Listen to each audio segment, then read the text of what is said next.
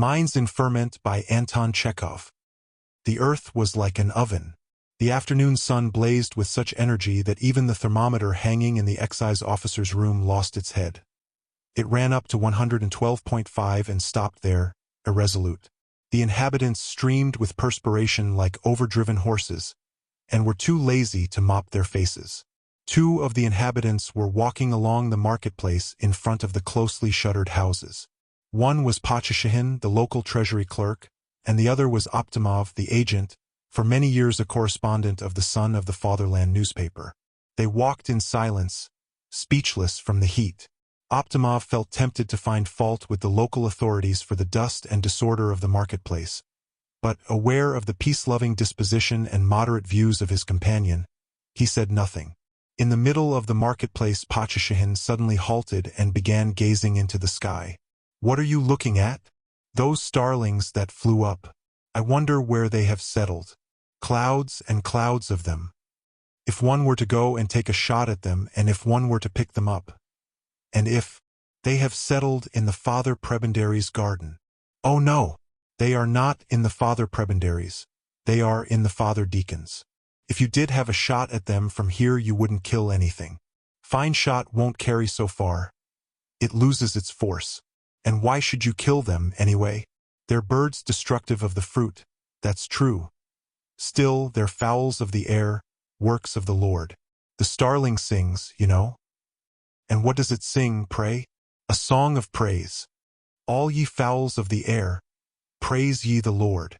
No, I do believe they have settled in the Father Prebendary's garden."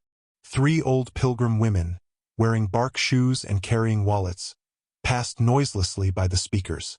Looking inquiringly at the gentlemen who were for some unknown reason staring at the Father Prebendary's house, they slackened their pace, and when they were a few yards off stopped, glanced at the friends once more, and then fell to gazing at the house themselves.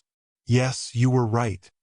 They have settled in the Father Prebendary's," said Optimov. "His cherries are ripe now, so they have gone there to peck them." From the garden gate emerged the Father Prebendary himself, accompanied by the sexton. Seeing the attention directed upon his abode and wondering what people were staring at, he stopped, and he, too, as well as the sexton, began looking upwards to find out. "The father is going to a service somewhere, I suppose," said Pachashihin. "The Lord be his succor." Some workmen from Purov's factory, who had been bathing in the river, passed between the friends and the priest.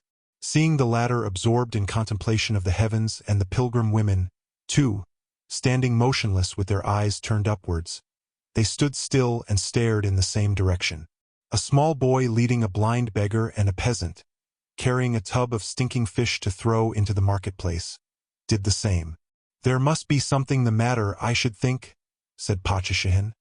"A fire or something, but there's no sign of smoke anywhere." "Hey, Kuzma!" he shouted to the peasant. "What's the matter?" The peasant made some reply, but Pachashihin and Optimov did not catch it. Sleepy-looking shopmen made their appearance at the doors of all the shops. Some plasterers at work on a warehouse near left their ladders and joined the workmen. The fireman, who was describing circles with his bare feet on the watchtower, halted, and, after looking steadily at them for a few minutes, came down. The watchtower was left deserted. This seemed suspicious. "There must be a fire somewhere. Don't shove me, you damned swine. Where do you see the fire?" "What fire? Pass on, gentlemen. I ask you civilly. It must be a fire indoors." Asks us civilly and keeps poking with his elbows. "Keep your hands to yourself. Though you are a head constable, you have no sort of right to make free with your fists. He's trodden on my corn. Ah, I'll crush you." "Crushed? Who's crushed?" "Lads, a man's been crushed. What's the meaning of this crowd? What do you want?" "A man's been crushed. Please your honor." "Where?" "Pass on. I ask you civilly. I ask you civilly, you blockheads. You may shove a peasant, but you daren't touch a gentleman. Hands off. Did you ever know such people? There's no doing anything with them by fair words. The devils. Sidorov, run for Akim Danilich. Look sharp. It'll be the worse for you, gentlemen. Akim Danilich is coming, and he'll give it to you. You hear, Parfin? A blind man, and at his age too. Can't see, but he must be like other people and won't do what he's told. Smirnov, put his name down. Yes, sir. And shall I write down the men from Purov's? That man there with the swollen cheek. He's from Purov's works. Don't put down the men from Purov's. It's Purov's birthday tomorrow. The starlings rose in a black cloud from the Father Prebendary's garden. But Pachashihin and Optimov did not notice them. They stood staring into the air, wondering what could have attracted such a crowd, and what it was looking at. Akim Danilich appeared, still munching and wiping his lips. He cut his way into the crowd, bellowing, "Firemen, be ready. Disperse. Mr. Optimov, disperse, or it'll be the worse for you. Instead of writing all kinds of things about decent people in the papers, you had better try to behave yourself more conformably. No good ever comes of reading the papers.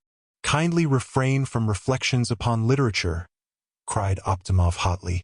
"I am a literary man, and I will allow no one to make reflections upon literature. Though, as is the duty of a citizen, I respect you as a father and benefactor. Firemen, turn the hose on them. There's no water, please your honor. Don't answer me. Go and get some. Look sharp. We've nothing to get it in, your honor.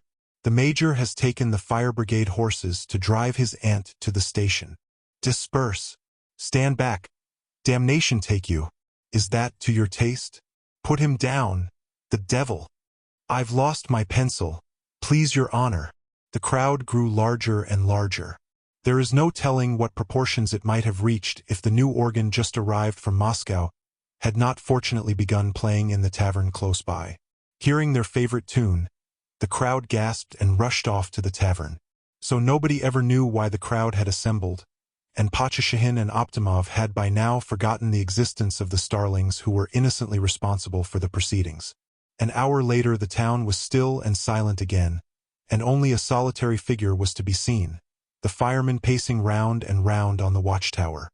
The same evening Akim Danilich sat in the grocer's shop drinking limonade gazeuse and brandy, and writing, "In addition to the official report, I venture, Your Excellency, to append a few supplementary observations of my own.